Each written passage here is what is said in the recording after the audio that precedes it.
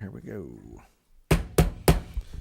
We'll call this Committee of the Whole meeting to order on February 10th, 2026 at 6 p.m. Please stand for the Pledge of Allegiance. Pledge allegiance to the flag of the United States of America and to the republic for which it stands, one nation, under God, indivisible, with liberty and justice for all. Okay. Is there anybody who'd like to speak under public participation this evening? Dorsey? Hi. Hello. So, Okay. should I You're stay gonna- here or no? You're fine. Stay right there. Okay. You're going to talk as part of the presentation. So A little bit. for the record, there is no public participation. And we'll move on to our first item on the agenda, which is a presentation about IHDA for the Lincoln Community Revitalization Plan. Oh, Dorsey, yeah. the floor is now yours. Oh, thanks. For the public participation part, I just wanted to mention that the Logan County Rural Big Table is coming up on Thursday next week.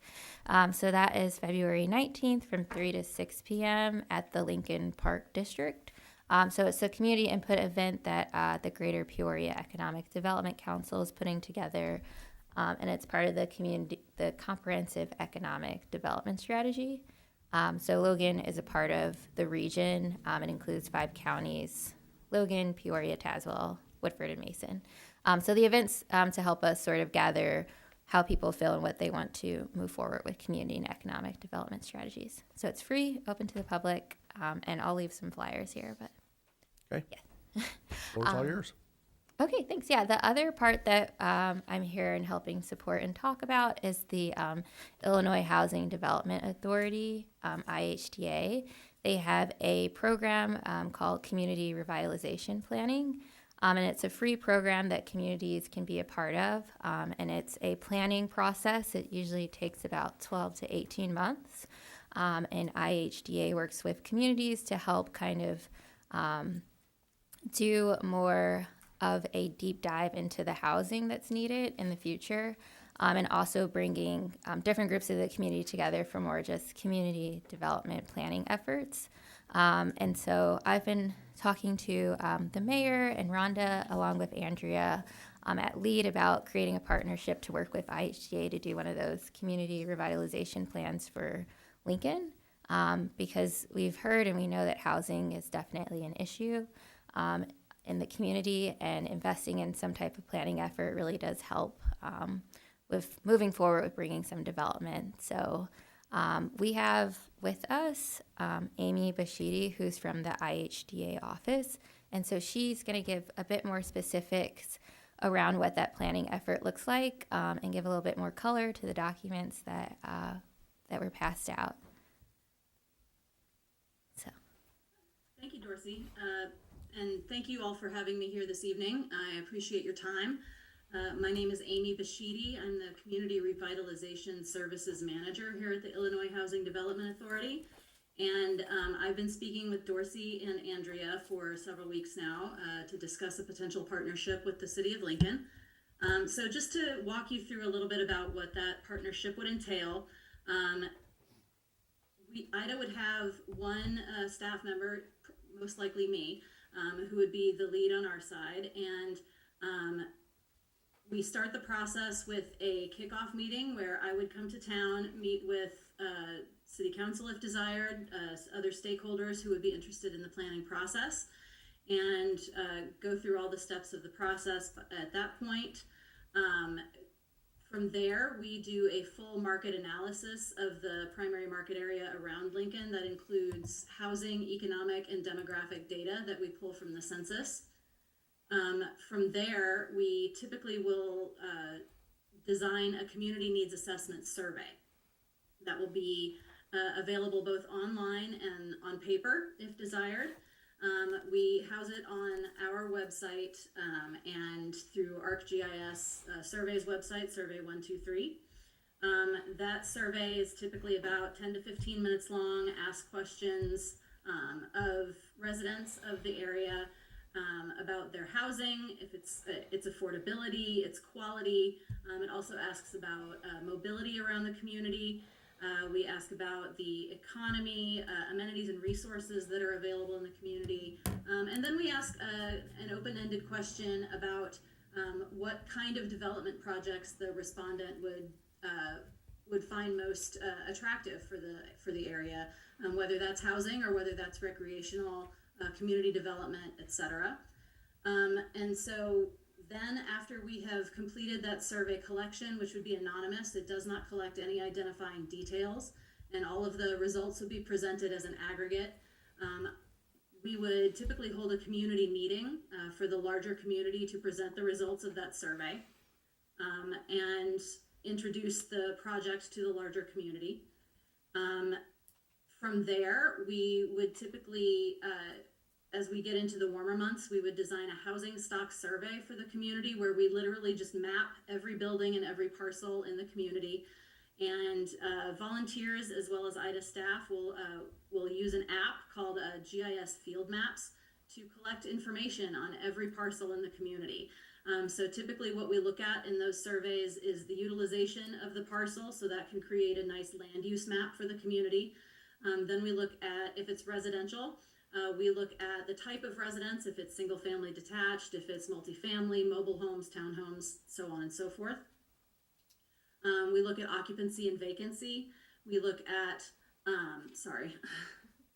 we look at the utilization of the parcel. We look at the exterior condition of the residential property, rated anywhere from a 5, which is well maintained, occupied, no obvious issues, all the way down to a 1, which typically is demonstrates a need for demolition. There's a hole in the roof, the foundation is cracking, that kind of thing. We look at everything about the property. This is all from the sidewalk or the street, by the way. We never go onto a property, and we never look at the interior of the property. But we can look at roof quality, siding and paint quality, yard condition, all the way down to looking at streets and sidewalks on a parcel by parcel basis if the community desires. And so coming out of that, we get a large series of maps that just map out everything about the community and the quality of housing and the land use. We can map out open land and vacant lots. And we can generally create a land use map that's current for the community and can determine from that if there are clusters of areas in the community that might need particular funding dollars, whether that's housing rehab or roof dollars, or sometimes we can even bring in partners from DCEO or the USDA rural development folks, or even University of Illinois Extension to talk about parks and recreation, infrastructure issues, and other economic development concerns that the community might have. And so once we've trained volunteers and completed the housing stock survey, typically we would have a second community meeting to present the results of the housing stock survey and get more community feedback. At community meetings, we also like to do live polling activities to think about that people can do on their devices through Mentimeter.com. We can look at priorities for the community. We can look at, what kind of housing people are most interested in seeing, that kind of thing. And so from there, once we have that community meeting and have the housing stock survey, the community needs assessment, and all of that data from the market analysis complete, then we'll have a meeting with the stakeholders, the core planning group in the community, to discuss what the goals and objectives are for the plan. Based on all of the information that we've pulled together from the surveys and the market analysis, we want to know what your goals are. And we can include goals, like I was just saying, about infrastructure, economic development, all of the above, because we do have partnerships with our other state and federal agencies to bring them in if they're needed. And so the result of all of this, once we have the goals and objectives, we write it all up in a large plan that gets both published on IDA's website so the developers know that there's a plan in place. And then you can publish it on your website, put it on your social media, do whatever it is you would like to do with the plan. And it would include a funding and implementation plan that goes through all of IDA's funding, as well as funding that we know is available from other state agencies, other federal funding that's available. So the result is this plan that's usually about 150 pages that you can use to apply for grants, both through IDA but also through other sister agencies, and use to attract a developer who's looking to build new housing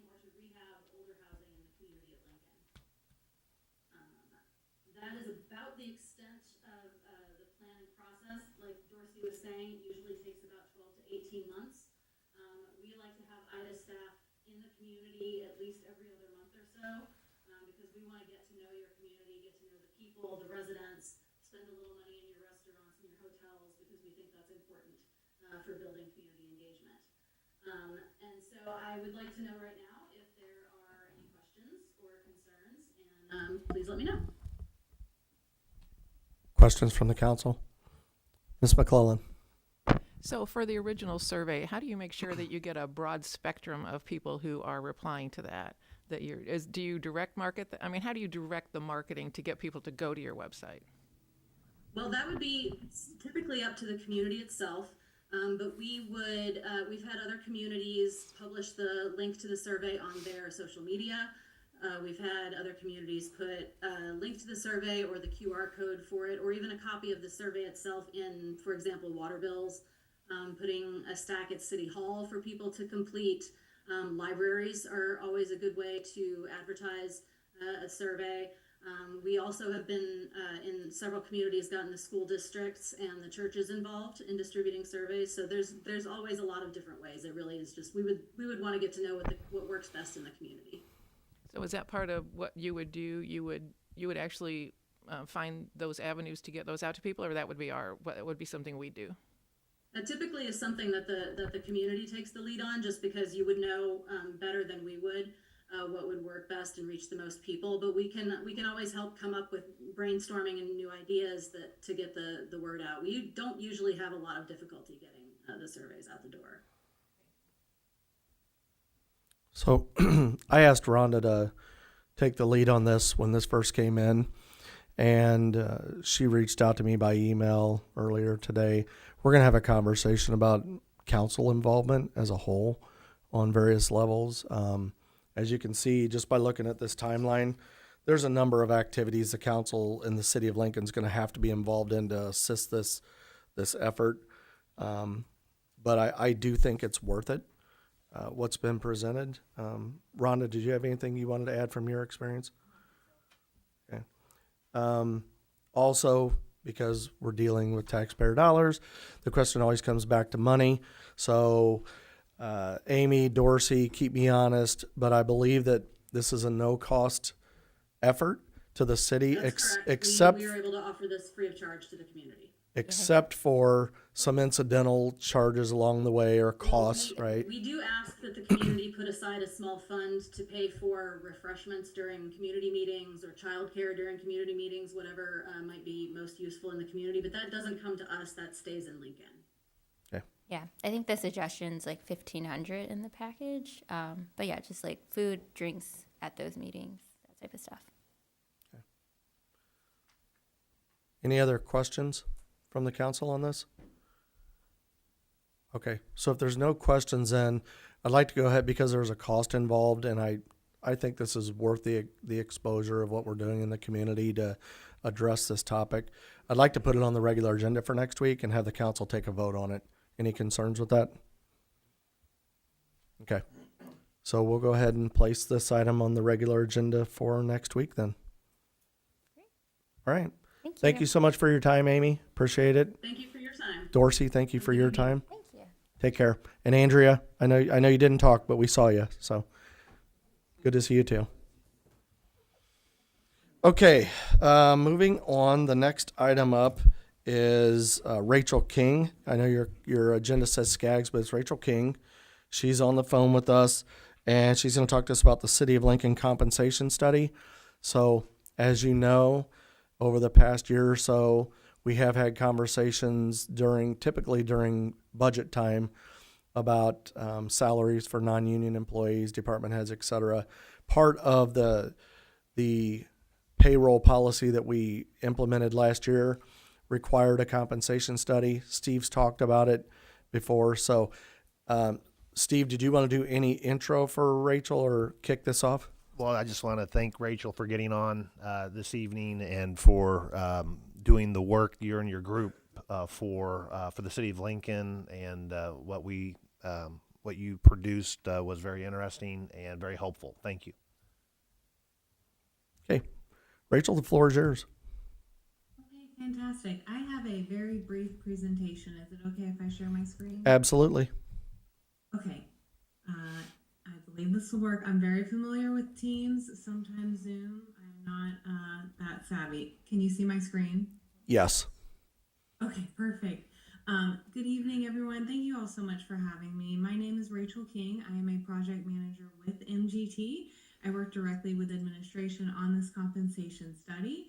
I have a very brief presentation that I'll kind of walk you through. Just talk about our approach to the study, the data collection process, the data that we collected, as well as the proposed compensation plan. And then at the end, answer any questions that you may have. Should be relatively short for you all.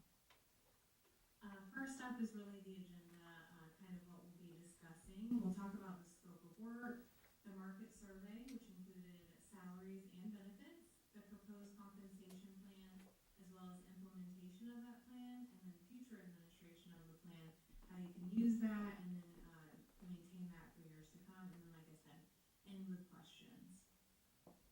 In terms of the scope of work in our process, is we had a study preparation and project meeting with administration. After that, we identified some comparable communities to send the market survey to. We then developed that market survey, which included, again, salaries and benefits. And then we analyzed internally as a team, MGT analyzed that market data, and then presented it to administration, reviewed that data, and prepared the compensation plan. We also developed a draft report, which you all should have. And then, of course, this right here is a presentation. We always wait to finalize our reports. If there's any recommendations, findings, changes to that draft report, we wait to hear from the board, and then we finalize that report. So I'll kind of just jump in. For the compensation study, it's really important to identify really relevant comparable communities. You can go about this a couple different ways. What we do is we evaluate using 8 categories chosen to reflect key characteristics of our clients. So we looked at these 8 that you'll see on the slide. That EAV, per capita income, population, total expenditures, number of full-time employees, really important. Obviously, because you all are kind of on the smaller side, state sales tax, property tax revenue, and then proximity. Want to make sure that we're looking at peers who are within a commutable distance, not looking at someone who's too far beyond, because ultimately, when identifying these comparable communities, these peers are who you may lose talent to. So really important that, of course, they're commutable. So we evaluated all of those 8 categories. You can see that more specifically in Appendix A, if you have that report. But within each of these 8 categories, communities earn points based on similarity. So for example, if a community's population was very close to your population, they would receive the maximum points for that. Whereas if they differed or it was less, they would receive fewer or 0 points. So scores across all categories were totaled out of 100. Those higher scores indicated closer comparability, and then this really just ensures that a consistent, data-driven, and objective selection process is used. Like I mentioned, you can view that in Appendix A if you kind of want to see the breakdown. And then one last thing is, obviously we're looking at this criteria, but we kind of have to cast a wide net to then help us identify who we're going to use. So we first focused on Illinois municipalities outside of the Chicago and St. Louis areas with population between roughly 7,500 and 27,000. Then from there we gathered all of that data, those 8 criteria that you see on this slide, and then we narrowed it down. So this slide will show you those peers that we narrowed it down to. We did a cutoff of 76 points. So the peers listed here scored 76 or higher. Again, peers who score 100 are going to be the most similar. So those high scores are very similar with those 8 characteristics. And then after applying that, you can see this here. There are 18 total peers listed on the slide. The ones in bold responded directly to our survey. We overall ultimately received data from 17 of the 18 peers, so really great data that we received through research, through their responses, and providing us pay plans, salary schedules, anything of that nature. And then I just have a note down here, 2 peers were excluded. They were not considered as closely aligned with the city's characteristics compared to the other peers. And then once we identify those comparable peers, we developed a market survey. We first focused on salaries, position was defined to assist in gathering accurate data. So what that entailed was we had a position title, a very brief summary of that position, making sure that when your peers are going through, they're really making accurate matches, they're understanding your position, saying, okay, this position here does what our position here does, and then aligning that. We asked for the minimum salary, the maximum, as well as the actual. We carefully reviewed that data just to confirm that the information was appropriate and comparable to the position being surveyed, oftentimes referred to as data scrubbing. When we're looking at the market data as a whole, actual pay really is kind of our second thought. We're really looking at the range data, so that minimum and that maximum. We collect it all, but we're really looking for that range data. The actual pay reflects an individual's circumstances, including experience, tenure, and performance, and may be influenced by organizational factors like budget or internal equity. So because of this, when we're really looking at that market data, salary ranges, by contrast, capture the full spectrum of the pay for the position, providing a clear, more objective view of what the starting pay and then the maximum is. But you can see all of that data gathered in Appendix B. When we're really looking at what is the market showing us, we're looking at that range data. We still collect the actual because you have some positions that are contractual based, or maybe some communities don't have established ranges, so it's still helpful to gather as much data as possible. And then last note here, the salary data collected reflects current market rates, allowing us to benchmark positions effectively. The data was collected in August through October of 2025, so fall of last year. We also looked at benefits. We looked at health insurance plans, premiums, HSA, and contributions, dental and vision insurance, life insurance, retirement. We looked at multiple different leaves, so sick, personal, holiday, as well as vacation time at different increments, different years of service. And then we also looked at a whole host of other benefits, pet insurance, short-term disability, long-term, those types of other benefits.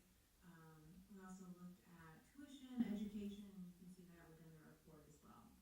We had 2 overall recommendations provided in the report. Overall, you all are incredibly competitive and comparable in the market. Life insurance was on the lower end, and then as well as vacation days at 1 year of service. Most of your peers provided more at 1 year of service. So just 2 things to really consider, but overall the benefits were really competitive with the market. And then after we, of course, looked at all of that data, we analyzed that, we met together with administration, reviewed it. We then developed the proposed compensation plan. So those compensation rates are calculated at the 50th percentile of the salaries of the community surveyed. You can see this in Table 1. And what 50th percentile means is half of those peers pay below and half of them pay above. So it really is the true median, it is the market. When you're looking at compensation studies, that 50th percentile is the benchmark for the market. If you wanted to be more competitive, you could look at the 60th, 65th, so on and so forth. Overwhelmingly, clients really look at that 50th. They want to remain competitive with the market, and that shows them what that is. Those pay ranges and pay plans have been calculated again at that 50th percentile, which you can see in Table 2. And then we structured it around salary ranges by position, not fixed grades. So all of the positions within this study have salary ranges, the same salary ranges. This provides flexibility within each role based on experience, skills, market conditions, and then it allows growth over time while maintaining alignment with responsibilities and performance. Lastly, those ranges have been calculated with a 35% range spread from minimum to maximum. So you have your minimum figure, and then the maximum is 35% more than that minimum figure, which aligns very well overwhelmingly with your market data, particularly those maximums. It aligns very well. In terms of proposed implementation, we always recommend that any employees whose current compensation is below the minimum of the new range, they should be brought up to that minimum.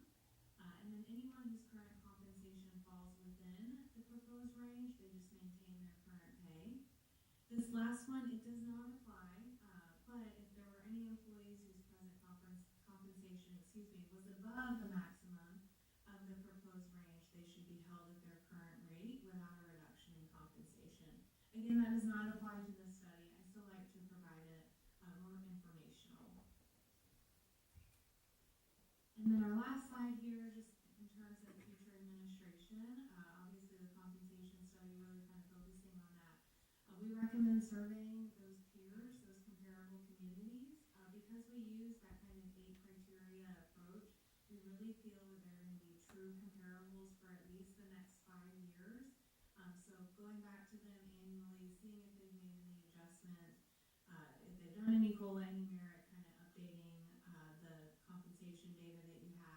and then adjusting pay ranges as necessary, as well as looking at CPI, making sure that you're keeping up with that consumer price index, and then lastly, considering pay adjustments for employees based off of any compensation market updates. And then I'll kind of leave it here. That's my last slide, but I'd love to answer any questions that you all may have. I also have some tables handy, that table 1 and table 2, if you'd like me to show that as well. Questions from the council? Mr. Becky? Could you describe table 1 again for me, please? Yes, I actually can bring it up. That might be a little bit more helpful to visually see it. Bear with me 1 second. Okay, I'm going to pull it over. And let me zoom in. I apologize, the Zoom taskbar. There we go. Okay, there we go. Ooh, too far. Is that visible? Yes. Okay. So this table 1, again, calculated at your 50th percentile, you'll see your position titles, that market data, which corresponds directly to Appendix B, which is a lot more detailed, as well as the proposed salary ranges. These were developed, kind of discussed multiple times with administration, looked at a bunch of different options, but ultimately we wanted to balance internal equity with the market competitiveness. It was requested by administration to maintain consistency with the salary ranges across the positions, and you'll see that the maximums more closely align with the market maximums, excuse me. So the maximums are the proposed salary range amounts? Yeah, so you have minimum and maximum, and then right here is the market data, minimum and maximum, excuse me. I'm sorry, could you explain to me the 50 percentile salary survey data again? What does that represent? What the current, I guess, survey is for towns of our size for that amount? Correct. And then does it, Yeah, let me, does that information show where our salaries are at in comparison to those? yeah, so let me kind of show you an example because it might help. So when we're looking at the 50th percentile, particularly that page 1, it's pulling this information right here. Maybe I can highlight it. So for your administrative assistant to mayor and council, that 50th percentile that's in table 1, that's this data right here.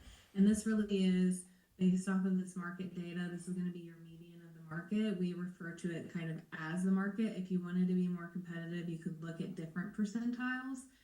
In terms of where you all are at, you'll see right here, you have your position and then the actual salary. So falling within the market range, and then when we go back to the proposed, I'm just gonna kind of skip back, so I apologize. It does fall, this particular position falls within the proposed range, so there'd be no suggested changes to the current salary. Instead of having to go from one table to the next, do you have a table that has all that in one, showing the 50 percentile, the proposed, and then where we're at? Yeah, absolutely, yes. Instead of, See, so this- you have these two, but you have yeah. to switch back to that. There's a document that we have that we can share with you. Okay. Yeah. So you have Okay. comparisons instead of having to flip back and forth. Thank you. Yeah, of course.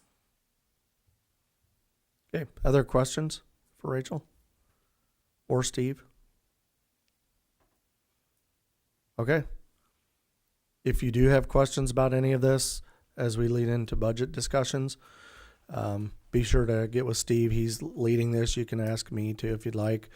And Mr. Conzo, I know he was in there as well. So reach out and ask us questions. Rachel, thank you so much for dialing in on your evening. We appreciate it. Thank you all for your time. Have a good night. You as well. Thank you, Rachel. Okay, next item up is item number 6, ordinance authorizing the sale of excess personal property. Mr. Hoblet. Council, from time to time, we have created an ordinance for the sale of the excess personal property. I believe at this turnaround, we have property from the city police department along with the administrative assistant to the council, which encompasses some property from the museum as well, I believe. So that ordinance is before you. We have to approve it in order to sell said property. Questions for Mr. Hoblet? Okay, place this on the regular agenda. Regular. All right, place item number 6 on the regular agenda. Next up is item number 7, ordinance imposing lift assist fees. Chief Johnson or Mr. Hoblet? Chief, you want to start and then John can jump in? Thank you, Mayor. So January 1st, the state of Illinois enacted law that allows municipalities to start charging nursing homes and assisted living facilities for when we render services for non-emergency lift assist only. This is kind of taking a proactive approach. In the past, we had issues where we were going to these nursing homes multiple times a day. Sometimes we'd walk in, they'd have full staff. Full staff would move out of the way and say, we can't lift this patient off the ground. The patient's not injured. They might have slipped out of bed. Our staff does it. So basically you have private businesses using the fire department for their manpower, which costs taxpayers money. We run over 3,000 calls a year. Many times we're down to 4 or 5 personnel for the day. It is a strain on us. We have worked with the nursing homes over the past couple of years and with Logan County Dispatch to reduce this number. We are not even paged out to non-emergency calls at nursing homes anymore through dispatch. However, it's not a perfect system. A lot of times we'll show up, there's a patient on the ground, nursing home says, we can't lift this patient. We obviously do it, we come back. I do not have hard numbers on how many times we did that because our reporting system up till this year only has it labeled as EMS assist. I did pull up one particular nursing home in town. I'm not going to name, I just pulled it randomly, and we had 140 responses there last year. How many of those were for lift assist? Probably only a couple of dozen. It's not a very serious issue, but it has been in the past, and now we can have a little bit of control over it. So this is just something I wanted to bring up for discussion and see what the council thought and which way they'd want to proceed on it. And if you have any questions, I'll be more than happy to try and answer them for you. Questions? Mr. Bateman? So in your IML magazines, the state of Illinois also found that this was a serious issue with municipalities. So I started the conversation with Chief Johnson about working up an ordinance for the city of Lincoln. He's done his research and the data. John went to the IML conference and he has found what's in your packet is the IML suggested ordinance for this particular thing. I think it's pretty important because as the chief said, we're always running on a limited staff. As of right now, we're only on this side of town, so it's taken up valuable time and we should be compensated for it. So I'm hoping the council sees what the state of Illinois saw and what the IML saw and pass an ordinance for this particular need. Other questions or comments? Mr. Becky? We're obviously not the only town that has this problem, right? I mean, most all cities have the same problem. So it sounds like to me, like some of these facilities, are they charging that to insurance carrier or trying to get that cost off onto the city or fire department or EMTs or whatever? It just seems like somebody's trying to get out of an expense because I read your letter, I think it was in here, and it said that they just won't do it. They have staff there, whether they can or not, they just opt to call you in order to do that. Well, I believe that they're ordered not to. They have no lift policies, and I'm sure it's per their insurance. I mean, that's the only thing that makes sense. So I wonder what other facilities do if they don't have that availability of a fire department that comes to do that. I mean, I would assume they hire staff that can do it. does every facility in Lincoln have this issue? Is everybody in Lincoln? No. Most all of our facilities are good facilities. This isn't anything about their patient care or anything like that. This is just their upper level management decisions that put the burden on the fire department. And again, through dispatch, they don't even send us out anymore. Logan County Ambulance does respond out to the non-emergency calls, and I don't know what their business deal is with them. I can't speak for them, but again, we often do get called as well when we get there. It's a non-emergency lift assist. We go ahead and do our job. But again, if we show up and it's a bariatric patient And only two personnel showed up. So they call back to the house. We send out another rig with 2 more. Now we have 4 of our personnel, all of our personnel out there for the day, while 6 staff members watch us perform work. Does this happen on a personal reference too, where homeowners call like?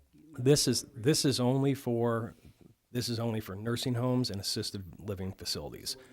We will go to anybody's home in town and do lift assist. That is obviously never going to be charged. To the point that we're not providing home health care. That's where the line gets crossed a Is there an little. actual, like, I saw something here, something like $50 a call, a minimum of an hour charge, and so it's very minimal, is that. But what is it actually costing? If you were to do the situation, say 2 men, on an average, what would that cost actually be? So what I did is I just took the lowest firefighter's hourly rate, and we have special service agreements where we charge $100 an hour for an engine, $200 an hour for a truck. That's if somebody wants to come in town and utilize our services outside of the scope of the fire department for private use. So I took those numbers and I just cut them in half, 50%. So it is not a big charge at all, but it is enough that maybe we can recoup a little here and there. And again, this is being proactive because we can control this part. We don't know what changes in dispatch will happen, or the ambulance, or the private companies, but we can control this. I just see that we have a tool to use right now, and figured we should probably bring it up for discussion. Mr. Hoblet. So the statute provides that you can start charging after 6 lift assists in a given calendar year. Our fire chief made reference to insurance. Obviously, you can insert any amount of speculation, but depending on the community, some communities will only get 1 a year. Other communities will get plenty. And obviously, this has risen to such an issue to where the Illinois legislature has attempted to address it. It also depends on the nursing facility and how they operate their business. If we're talking about insurance, the only really reason would be that it's a work comp issue. That if one of their employees were to, bend down and the effort of lifting the individual throws out their back or something else of that nature, they would have to pay out a bunch of money for work comp. And so they probably decided, well, let's just have the city do it for free, and then we don't have to deal with that problem ever again. So the idea about charging is to have perhaps an effect to the facilities to either staff adequately or with people that can handle it, or they can pay the respective fee for us to respond out there to assist them. Mr. Downs. Okay, I'll talk a little bit about this, I guess. So when I first saw this in the packet, didn't know what to think. I was a little opposed to it. I think made a few calls. I called you. And then I did a little research, and now I'm less opposed to it. But I do have some more questions about this. The non-emergent lift assist. I guess I don't think I asked you this. If someone does fall down and hits their head and does need to go to the ER to get checked out, do they get billed for that? Absolutely not. That's an emergency call. So the only calls we would bill for is if we just go there, pick them up, dust them off. Lift assist uninjured. Okay. Something I was kind of struggling to justify, I guess. The ordinance doesn't factor in the size of the facility. So we have large nursing homes that, I don't know what the largest nursing home here in town houses, but we'll say 100 people. They're held to the same criteria as like a 4-bed Scylla home, which that's hard to hold those to the same level of expectation, I guess. Obviously, the larger facility is going to have way more falls than a small little home. So I guess that, or even 2 different nursing homes. You could have a 100-bed nursing home and a 25-bed nursing home, or assisted living, whatever. I don't know how the ordinance could be adjusted to address that. So I guess those are my two of my concerns, I guess. Mr. Hoblet? Mr. Downs, in regards to your concern about the size of our fire department doesn't change based upon the size of the assisted living facility. So if we're responding to one that is small, we're responding one that's too large, that's still taking our time, regardless of the size of the facility. Yes, but the ordinance says that they get 6 free.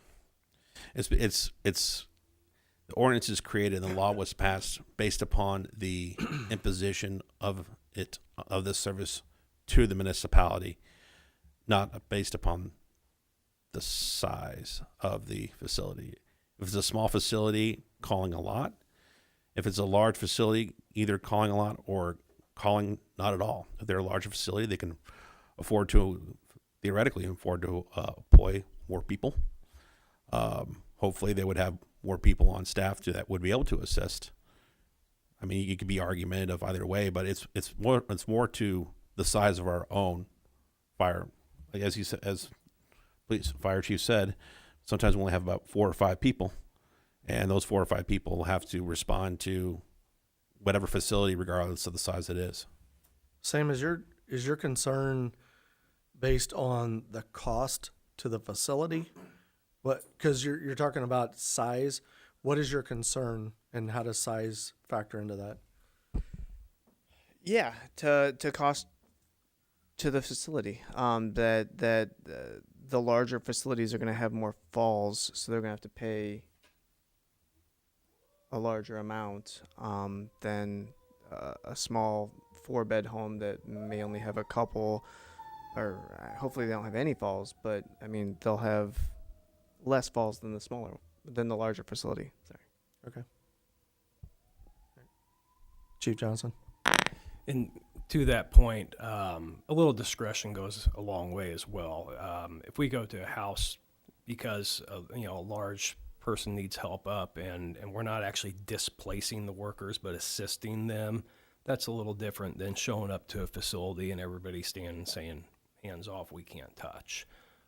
We don't want that to be abused, obviously, because if you have multiple calls at a place where the staff isn't adequate enough to help the person, then that's a bigger issue. But again, we don't mind assisting. We're just not going to take the entire responsibility of that patient care for that moment. Mr. Becky? Also in your letter, it mentioned that this is being abused. So there must be certain facilities in mind that are using it to that point. And again, it's on the rise because where it becomes more of a nuisance thing, and then something has to be like, it's almost like a deterrent. That's correct. And this is something that was abused for a number of years. Like past 2 years, we have got it under control through other means. Like I said, we don't even respond. Dispatch knows not to even page us for non-emergencies at these facilities, and they're pretty good at filtering those out. But again, it happens. Do I think it'll be abused in the future? I don't know. I just know that we now have a tool we can utilize, and it's up to the council to decide how you want to proceed with it. If dispatch is not notifying you, how do you find out about it? Do they call your department directly? No, we hear all the calls. So we know when the ambulance is paged out to different facilities, and we don't get the page with them, which normally we would. But being non-emergency, there's no duty to act, and they're responding. So, Mr. Bateman? Well, it could also play the other way where the facility learns that if they say it's a non-emergency, that you won't come, and all of a sudden they play it out to be an emergency just so you will show up. That's an abuse right there also. To me, in talking with Ty over the last couple of months, this is a workman's comp issue. We don't have the staffing, and we can't afford to have a fireman go out just because he's tweaked his back picking someone up without some kind of especially on something where it's not an emergency. And as you said, Sam, a lot of these nursing homes are owned by giant conglomerates, and the reason they're enacting a don't touch them policy is because they're looking out for their wallet. Yeah, I would have to say that I have a family member in one of these facilities, and I know for a fact my family member has fallen. So that's it's kind of a tough spot to be in with us as elected officials, because we have to weigh that type of stuff. But ultimately, we're in these seats because we're supposed to be looking out for the best interests of taxpayers as a whole. And so I understand that my family member in that facility, that's an incurred cost, even though the cost of those type of facilities is going up. I mean, for our family member, we've probably seen $1,500 a month increase over the past few years, a month. But, you know, if my family member falls, it would be worth it to me for you to assist them if that facility was unable to. I think the facility my dad's in is okay, but yeah, so it's a tough call. So, other feedback from the council, Mr. Becky? Sorry, one more question. Does this extra burden, if we do adopt this, does this cause extra liability for the city or costs for the city in any way? Insurance-wise or work comp-wise or whatever on our end, No, I think it actually reduces that exposure. just by the cost of the additional charge? Yep. Okay, any other questions, feedback? Okay, would the council like to place this ordinance on the agenda for next week? Okay, we will place item number 7 on the regular agenda. Okay, thank you, Chief.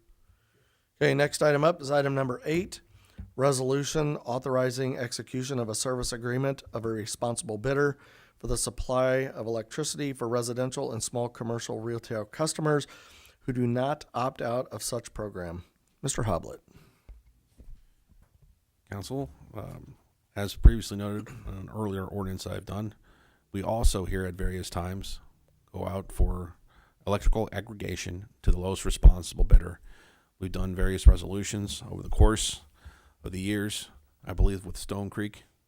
Is that Stone River. Stone River? My apologies, Stone River. Laptop's a little low on the battery, so it has to be you're closed. Stone River Group is the official name. Yeah, Stone River Group. With that being said, this has come before you for the residential and the small commercial to go out for bidding for that. Also, what you should have there is the contract. I believe our contract has expired, and we're looking to enter into a new contract with this respective group for their services, so to speak. So I believe that's before you. As I understand, this has played to our advantage in the past for the constituents of the city of Lincoln by negotiating these prices. And I do not know off the top of my head as to how long they're looking to. For I believe they've fluctuated from 3 year, 1 year. So, Mary, if you know that as well, I do not know for the aggregate for The recent aggregation was not an extended period given the volatility of the market. So that's why we're doing this more frequently than we have in the past. Understood. I believe they indicated that they thought that the rates might come down or whatnot with those only a 1 year one. Yeah. So. Yep. So I have a question, and I know your laptop's running out of juice, but in here it says the service agreement with the current supplier under the program expires on December 31st, 2027, Mm-hmm. and that it will need to go through the process again for a new one to begin on December 31st, 2027. Is that accurate, or is That it? is the date they suggested, and so that's the date I kept when I put this in there. Okay. I But thought this- it expired sooner, like this year. I thought that's why they. I think the need to- ones that they have, the one that they have right now is the one that we would pass, which would last until December 31st, 2027. With Constellation, Yes, that's our current supplier. yes. Okay. Just wanted some clarification there. Mm-hmm. Other questions? Ms. McClellan? Is there any way that we could get a graph of how it's helped us, if it has helped us, and how much it's helped us? Is there any way we could look at that? And Mr. Chager, I guarantee you would be more than willing to come in and share that with you. We could probably get something from him immediately, like tomorrow, I'd just on like the to savings. see the numbers or see a graph or something. Yeah, and I think it's important. Actually, I would recommend that we have him come in next week, anyways, if he's available, because the cost of electricity and how it's been going up, it's very important that we understand what that potential savings could be to us, and what they anticipate that the other suppliers will be charging. Ameren is not necessarily a supplier, I guess. There's a breakdown in your bill from a delivery perspective. They own the infrastructure and delivery, and the electricity comes from those providers. But I think it'd probably be a good idea, especially since we got some new council members, to have him come in and talk about that. Yeah. So, other questions on this one? Okay. So, is the council okay putting this on the regular agenda? Okay, and then I will reach out to Justin when I get home tonight and see if he's available to come talk with us next week. Okay. All right. Okay, so item number 8's on the regular agenda. Next up is item number 9, proposals for the annual grinding at the landscape waste facility. Mr. Landers. Yes, it's that time of year again to take care of the yard waste facility and get the materials ground that's come in over the year. We received two very responsible proposals. We've worked closely with both these companies in the past. And then Henson, who had the low proposal, was the same company that did it last year. So they've done a fine job over the years that they've done it. Last year for sure, they kind of cleaned their operation up a little bit, did a really good job, and we'll get that material ground up, and we will set back some of that material for residents that the residents can come pick up or use, or they can come to our facility. We'll load it up. We have it ground twice, so it's more of a landscape material. They can put around landscaping and things. But I would recommend that we approve the proposal from Henson Services for $19,950. Questions for Mr. Landers? Mr. Becky. I was looking at the other one, R&R. Mm-hmm. Even though I like theirs, it's very detailed. I'm kind of detailed guy. So I'm just questioning so I can tie up some ends instead. I'm not questioning. That's fine. Okay. Yep. So obviously just by per hour, they're $200 more per hour. And so each of them do the same thing as far as grinding it down within 4 inches. And is there like an idea of like how much load there is? Because like on Henson's, it said 20 loads, which I'm assuming is like 100 cubic yard area. It usually they hauled away, when they say a truckload, usually it's a 100 cubic yard semi-trailer. So most of it gets But hauled. they'll look at the pile and do some measurements and do an estimate on how much is in the stockpile that's there now. So for Henson's, it's like a not to exceed thing. 'Cause Both it did of them mention are to not to exceed. not to exceed. Mm-hmm. And one, Henson said 4 days, and if it has to go another half a day, but then the other one just says, okay, however much. And I didn't know if like R&R was more equipment, being able to get done quicker, It's more efficient. basically the same operation. They both do the same operation. So you like the Henson better. Well, they had the cheapest price, so. Yeah. Well, I was just kind of looking at like, okay, if I have a chainsaw, you're going to do a lot better if you have backhoe.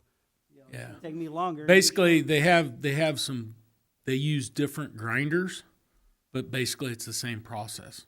One company uses a vertical grinder and one company uses a tub grinder. But basically they have to have the grinder there, which is a very expensive piece of equipment. And then also they have to have the support machinery to get the material to the machine or to move the machine closer to the pile so they can keep working it. So each of them have done this before. Yes, we've had long relationships with both companies. Mm-hmm. Yep. Any other questions? Place this on the regular agenda. Okay. Place item number 9 on the regular agenda. Okay, next item is item number 10, audit of telecommunications service accounts. Mr. Conzo. Thank you, Mayor. I think you've all received most of the information in some detail that's in the packet, where I've provided a flyer from the company that has made this proposal, which is called the Spyglass Group LLC.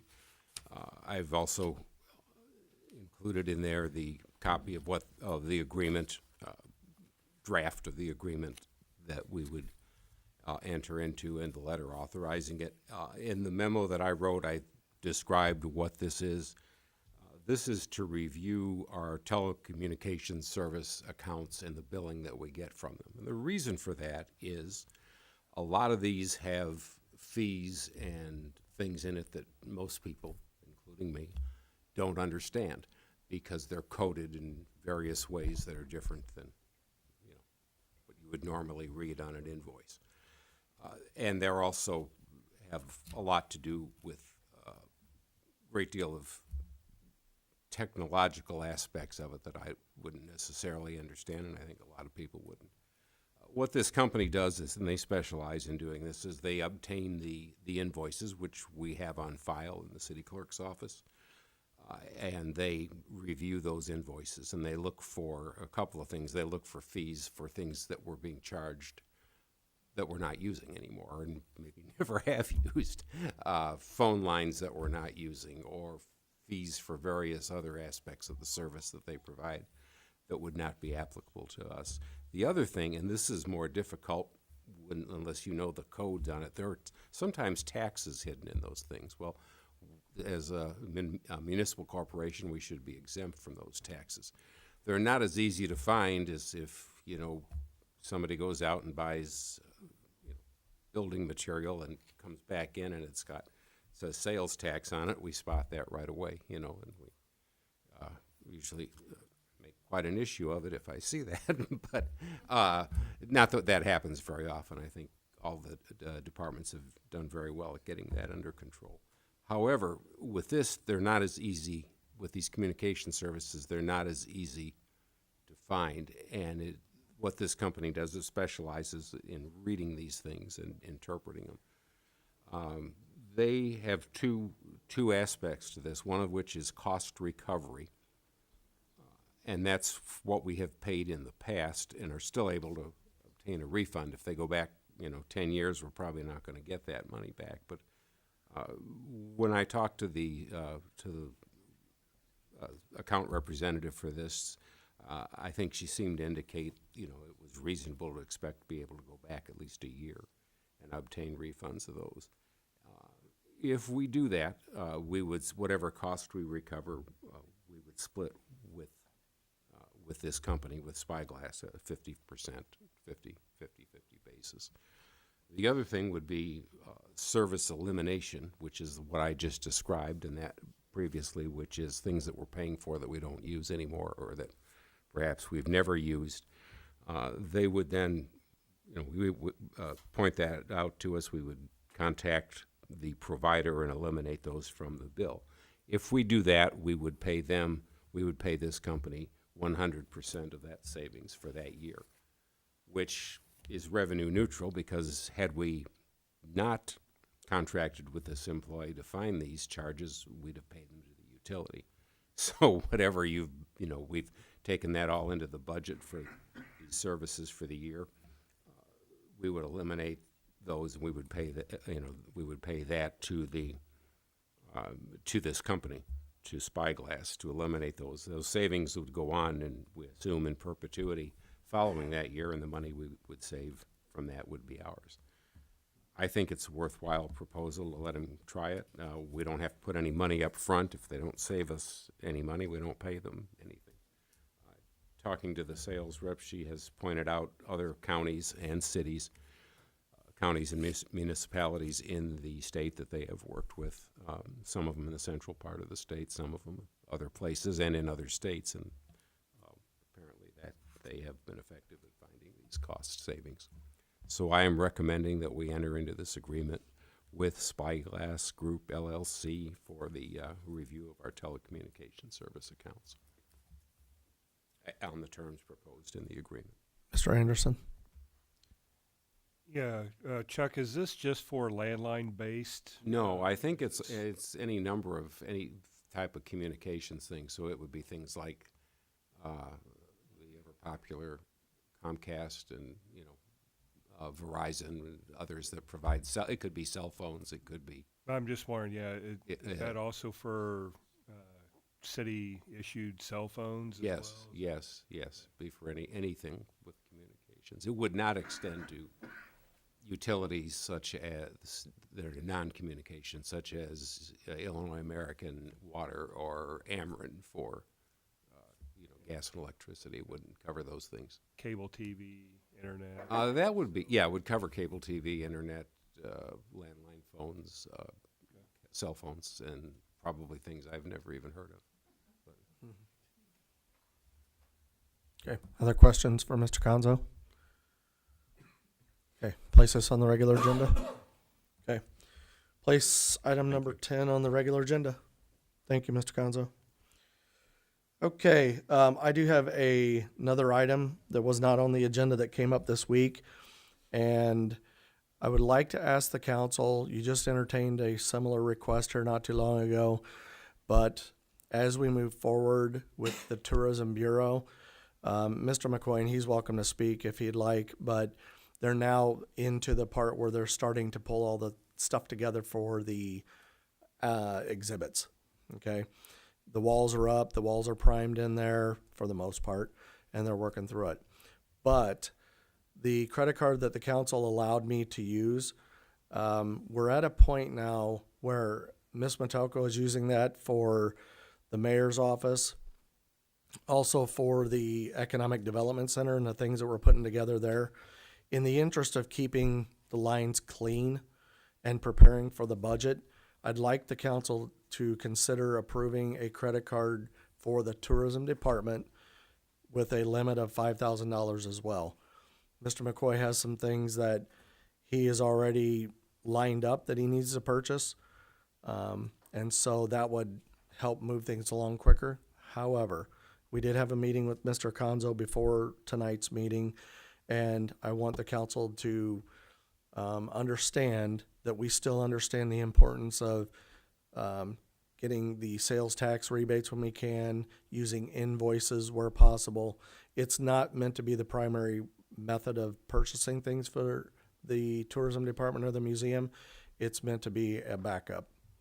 So I would welcome your questions, comments. Mr. McCoy can speak for himself and the department if he'd like.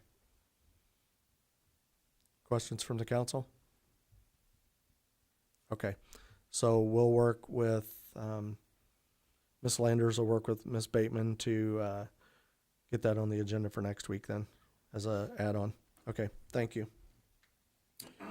Okay, that brings us down to announcements. I've got 2 or 3. First is today there were some posts on social media regarding our no-knock list. As you remember, this is something Chief Meister brought up.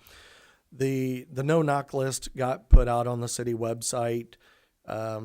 We ran into some issues with that, and so we've pulled that from the website, and we're working with Print Digital to work through some of those issues or concerns we had with that. Namely, some of those were the method in which there was notifications, the method in which the data was collected, and we think that there's some tweaks and improvements to move forward. And a lot of it is in the best interest of the clerk's office. Just to give you a little insight, when it got turned on, Ms. Bateman's email got flooded with 140 notifications. So we need to do that in a friendly manner. Also, there's a learning curve that they're going to have to go through on how to manage that. Ms. Landers actually will probably do most of that. And so in the interest of taking a pause, getting some things worked out, and giving them an opportunity to better understand the process, we did pull that from the website. I hope we can get it back up next week or shortly after that. But if anybody asks you, that's why we've pulled it. Okay? Ms. McClellan. So can I ask what the 140 emails, were they complaints or were they? No, they were just anytime somebody went out. Actually, I mean, it's a good sign. 140 people want to get on the registration or the registry, but it's like every time they submitted a request, Peggy got a notification. How did that look when you pulled up her email today? So, So will all those people who have registered for it, will they have to re-register for it, or will it already be set? we'll go ahead and keep them on the list. One of the things that we need to do is we need to run them through a system of some sort that actually does the proper formatting of their address and things like that. Right now, it was a free form field, and so anybody could enter anything into it, and which could lead to problems. So we're going to put in an approval step in there so that when those do come in, her office can look at that, approve it, and then it will go on the list. So things like that. Anything on that? Any other questions? Okay. I'm going to rattle off a few, and Steve, I know you probably will clean me up here. A few announcements regarding sports. The Mia Clark with the Lady Railers within the last week and a half or so scored her 1,000th career point. So congratulations to Mia. Carson Komnick set the same goal this weekend at home. And then Coach Alexander got his 1,000th career win at home as well. So congratulations to those three on their career accomplishments. It's quite a feat. And then, Steve, maybe you can clean me up here on this. WLB, there's an announcement for WLB too. Are they playing Thursday? Thursday at 7:30. And that's it's a state championship game, correct? 8-1A state championship in Warrensburg. Okay. Thanks, Wes. Any others that we've missed? Mr. Parrott? Yeah, so Lincoln Wrestling has 4 qualifiers going to sectionals in Granite City on the 13th. They are Caleb Zirkelbach, Uriah Power, Gio Sundin, and Lincoln Adams. Did I say that correct? Lakin Adams and Gio Sundin. Sundin.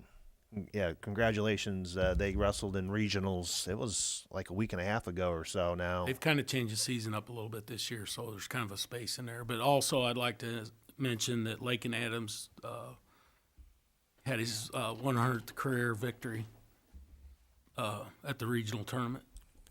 Congratulations. Okay, thank you for sharing that. He was a Lincoln Youth Wrestler also.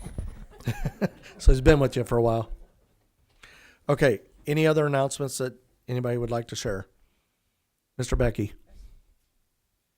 I just had a couple people inquire, of course not for my ward, but about the code enforcement, new vehicles out there and issuing parking warnings and things of that nature. Can you enlighten me a little bit just on the process? Is this just because it's getting warmer, or is it going to be more constant, or what?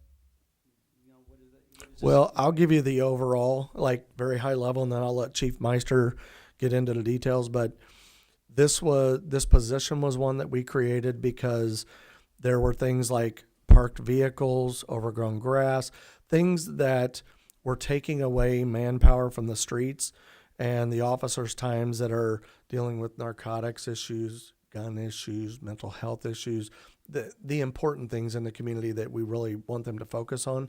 So we created this code enforcement position, and Mr. Cooper, he's the person that we have in there right now. He does a great job. And if you see something and you report it, if that department deems that that's something within his wheelhouse, he'll go out and he'll have a conversation. That's the important part about this position, is we want to educate people before we find people. So he will actually go up and knock on doors and have a conversation with them and try to get compliance and through that method. So that's very high level what we are doing and why we're doing it. Chief, do you want to add the details about how it gets on Bill's radar, how you handle that with your department? Yeah, there's a couple of different ways that that he could be notified. One is through the app that the city has to report code violations. Others is just regular patrol, like a police officer would be doing. And then finally calls for service that may come through dispatch. A lot of it is just proactive patrol, going out looking for parking violations. Do a lot of enforcement on registration violations, so folks that have expired or suspended license plates, those vehicles are getting tagged. And how that happens is we verify with our computer systems that the vehicle is expired or suspended, whatever the situation may be, and then the code enforcement officer, or if he's not present, a police officer will place a highly visible tag on the vehicle saying, hey, if this isn't moved within 72 hours, we're going to tow it away. That is frustrating to some folks, and they call and complain about us doing that, but it's how we keep our streets clean of derelict vehicles. And sometimes it's a call to us that says, hey, why did you put this orange sticker on my car? It says you're going to tow it. And we say, yeah, it's been expired for 6 months. And they're like, oh, geez, really? I didn't realize it. Maybe something got lost from SOS in the mail or whatever, and they just slipped their mind. And then it ends up a situation where they thank us or the code enforcement officer. So it's a beneficial program. So the sequence is, if it goes through code enforcement, then he puts that orange sticker on it immediately, and then it goes to police. Or how can I tell them what the sequence is of once where they have to worry about it being towed or fined or whatever? Like, yep. So our city ordinances are available all online through the E-Code website. So they can go and look at the specifics of each law that they have to follow, both for our municipality and for the state through the ILGA. They can ILGA.com and see what laws they have to follow. So all of that information's online, word for word. But most simply, if you have a tow sticker on your car, you need to fix the issue that's listed on that tow sticker. So it'll either be abandoned vehicle or an expired registration. Something will be listed on there. There's also the police department number on there, so they can call if something's not clear to them and say, hey, I'm at 123 Anywhere Street. I have this tow sticker. I can't read the writing on it. Maybe it rained the night before or something, and it's no longer legible. And we can explain the process to them to help them remedy whatever situation that their vehicle is in. And that's the most common complaint, is the derelict vehicle being tagged. Does that help? And a couple distinctions. The vehicle looks like a police vehicle, but it says code enforcement on the side. That sometimes gets confused with Mr. Woodhull's department. That code enforcement officer reports directly to Chief Meister or his staff, and he works with the police department. And I don't remember exactly how you guys pay for that out of budget. Is it out of your budget as well? We have a salary line just for that position, yeah. Okay, so that's important to understand too, is it is code enforcement, but it's for the police department. The other part is, since you're new to the council, you'll see this. Mr. Cooper, when he is out and he's doing various activities, he does fill out reports, and you as a council member will get those reports. So you'll start to see the type of violations that he's dealing with, the corrective action and steps he took with the individual, and then his resolution. So you'll see all of that. Yep, good question. Good refresher. Okay, any other announcements? Okay. On the agenda, we have item number 12, executive session 2C12. Mr. Hoblet corrected me. This is my mistake. I put that on there. We actually need to go into executive session under 2C11, litigation. So to ensure we're doing this the proper way, I'll need a motion to amend item number 12 to state 2C11 litigation. I move to change the agenda item from executive session 2C12 to 2C11. I second. Okay, Alderman Parrott made the motion to amend. Alderman Downs second. Any discussion on that? Okay, roll call, please. Yes. Yes. Yes. Yes. Yes. Yes. Yes. Okay. Mr. Hoblet? Yes. Oh, yeah, Julie, make sure you bring it down. Yeah, it's okay. Okay, now that that's corrected, I'd like to request a motion to go into executive session under 2C11 litigation. So move. Second. Alderman Parrott made the motion, Alderman Downs second. Discussion? Roll call, please. Yes. Yes. Yes. Yes. Yes. Yes. Yes. Yes. Okay, going into executive session at 7:17 PM. There will be no city business to follow.